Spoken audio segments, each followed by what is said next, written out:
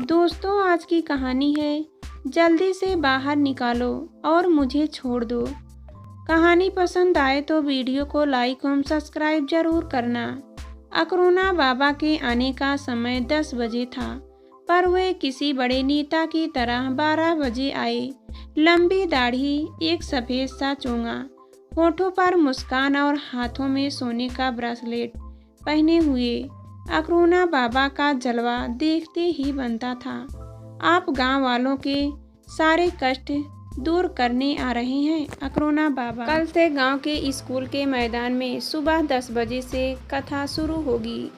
एक मोटा सा आदमी एक दाढ़ी वाले बाबा का फोटो लगाकर रिक्शों पर बैठा पूरे गांव में घूम घूम कर मुनादी कर रहा था। याद रहे, अकरोना बाबा की कथा में सबको नहा धोकर आना है। लोग सामाजिक दूरी के साथ बैठेंगे।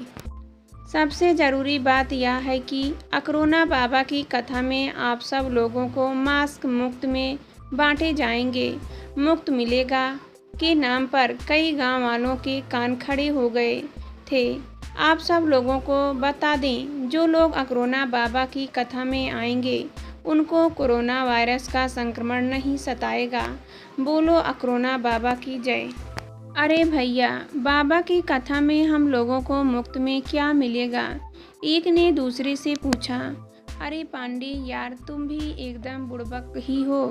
मास्क यानी मुंह को ढकने वाली चीज़, जैसे हमारे पास होता है ना, यह गमछा, बस उसी की सारी रूप है मास्क। दूसरे ने ज्ञान बघरा। हाँ, पर वे मुफ्त में दे रहे हैं। तब तो हम बाबा जी का आशीर्वाद लेने जरूर जाएंगे। पूरे गांव में अकरोना बाबा के चर्चे छाए हुए थे और हर कोई बाबा को लेकर उतावला हो गया था। पर बाबा का नाम तो बड़ा अजीब है। एक गांव वालों ने चर्चा छेड़ी। हाँ हाँ, क्यों नहीं। अरे, उनके बारे में मैंने सुना है कि उनका जन्म ही कोरोना नामक विषाणु रूपी राक्षस को मारने के लिए हुआ है। अरे, मैंने तो उनकी बहुत सी कथाएं सुनी हैं, और तो और मैं तो उनसे मिल भी चुका हूँ। एक नौजवान ने सेखी भगाड़ते हुए कहा। वाह भैया, तुम तो बड़े किस्मत वाले हो। तनिक हमारा भी जुगाड़ लगाओ। दूसरा गांव वाला मिन्नतें करने लगा। हाँ हाँ, तुमको भी मिलवा ही देंगे, पर जरा कथा शुरू तो होने दो। सेखी बघारने वाला लड़का शान से अकड़ा हुआ था। शाम तक गांव के हर घर में अकरोना बाबा की ही बातें हो रही थी और लोग अकरोना बाबा को देखने के लिए बड़े उतावले हो रहे थे। अगले दिन के सूरज उगने के साथ ही गांव में पानी का खर्चा अचानक से बढ़ गया था। हर घर में सभी लोगों का नहाना धोना चल रहा था, क्योंकि आज सभी को अकरोना बाबा के प्रवचन सुनने जाना है। स्कूल के अहाते में एक तरफ 3 कारें खड़ी थी, जो देखने में बहुत महंगी लग रही थी। अकरोना बाबा के आने का समय 10 बजे था, पर वे किसी बड़े नेता की तरह 12 बजे आए। लंबी दाढ़ी, सफ़ेद सा चोंगा, होठों पर मुस्कान और हाथों में सोने का ब्रेसलेट पहने हुए अकरोना बाबा का जलवा देखते ही बनता था। बाबा ने मंच पर आते ही कहा, भक्तजनों, आज पूरी दुनिया में कोरोना नामक बीमारी फैल रही है। लाखों लोग इस बीमारी की चपेट में आ गए हैं, पर आप सब लोगों को इस बीमारी से डरने की कोई ज़रूरत नहीं है, क्योंकि आप लोग मेरी शरण में आ गए हैं। वैसे मैं बता दूं कि आप लोगों के गांव में एक चुड़ैल की प्यासी आत्मा घूम रही है। वह कभी भी किसी के सिर पर सवार हो सकती है, पर जो मेरी शरण में आएगा वह महफूज रहेगा। बाबा बोले जा रहे थे और भक्त मोहित होकर सुन रहे थे।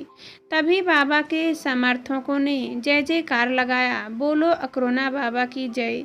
जयकारे के साथ ही भीड़ में से एक गांव वाला निकला और मंच के पास जाकर 100 रुपये का एक नोट चढ़ा दिया। सुने, एक बात अच्छी तरह से समझ ले, ये बाबा सब जानते हैं और ऐसे लोगों पैसों को हाथ भी नहीं लगाते। वैसे भी नोटों को छूने में इस समय हमारे देश की सरकार भी एहतियात बरतने को कह रही है। इसलिए मेरा आप लोगों से कहना है कि अगर कुछ चढ़ाना चाहे तो वह या तो सोने का हो या चांदी की, हर कोई चीज़ कृपया रुपया पैसा चढ़ाकर स्वामी जी की बेइज्जती ना करें। उसके बाद स्वामी जी ने कोई भजन शुरू कर दिया। इसकी धुन पर सभी लोग गांव वाले मस्त होकर नाचने लगे। जब सब गांव वाले नाच नाच कर थक गए तो उन सबको एक एक मार्क्स यह कहकर दिया गया कि यह अकरोना बाबा का प्रसाद है। अकरोना बाबा के एक चेले ने घोषणा की, जिन लोगों की कोई पारिवारिक, सामाजिक या आर्थिक समस्या है तो वे अपना समय ले लें।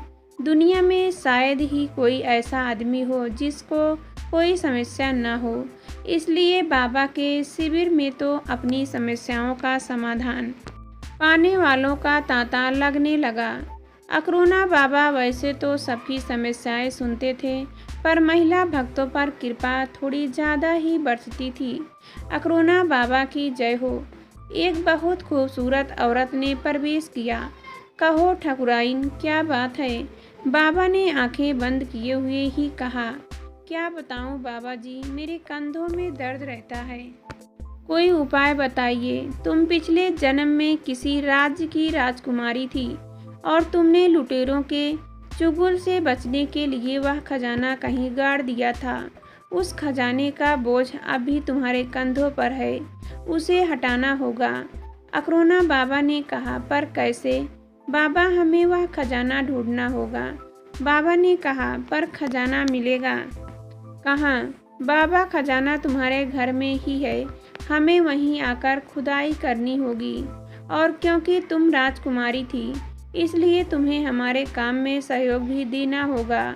अकरोना बाबा ने कहा, मैं तैयार हूँ बाबा। ठकुराइन बोली। अगले दिन सुबह ठकुराइन के घर पूजा होनी थी। अकरोना बाबा ने इसे बेहद राज रखने को कहा था। सिर्फ बाबा और उसके 2 साथी ही वहाँ पहुँचे थे। भाई, हमारे साथ पूजा में सिर्फ राजकुमारी, मेरा मतलब है कि ठकुराइन ही रहेगी। किसी को कोई एतराज़ तो नहीं? क्यों ठाकुर?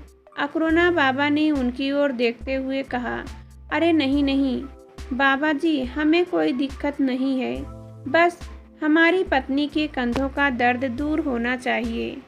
जरूर दूर होगा। बाबा ने हुंकार भरी। पूजा शुरू हुई। उस कमरे में अकरोना बाबा ने ठकुराइन से ध्यान लगाने को कहा। ठकुराइन ने ऐसा ही किया। अकरोना बाबा एक मंत्र पढ़ रहा था कि अचानक से ठकुराइन बेहोश होकर गिर गई, क्योंकि आग से उठता हुआ धुआं नशीला था। फिर क्या था? ठकुराइन के गिरते ही अकरोना बाबा अपने असली रंग में आ गया।